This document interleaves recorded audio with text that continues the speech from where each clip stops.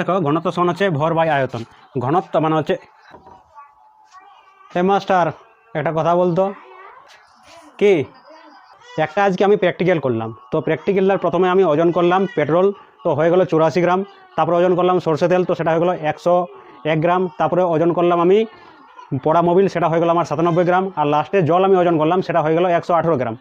তো একই পরিমাণ হওয়া সত্ত্বেও তাদের ভলিউমটা আমি একই নিয়েছিলাম, তা সত্ত্বেও তাদের যে ভরটা, তাদের যে মাসটা আলাদা আলাদা কী জন্য হলো সেটা প্রথমে বোঝান। চশমাটা তুই খুল আগে,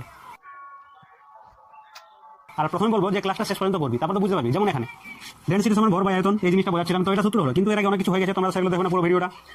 ব্যাপারটা হচ্ছে এইরকম যে জলের যে অণুগুলো সেগুলো খুব পাশাপাশি আছে, ওই জন্য একই পরিমাণ ভলিউমের মধ্যে খুব বেশি চলে এসছে অণু, ওই জন্য তার যে ভরটা বেশি হয়ে গেছে। তার তুলনায় পেট্রোল সব থেকে কম, তার অণুগুলো ছড়িয়ে ছড়িয়ে আছে, ওই জন্য আর অণুগুলো কম আছে সেটার মধ্যে, ওই জন্য তার যে ভরটা সেটা কিন্তু কম হয়েছে। বুঝতে পেরেছো?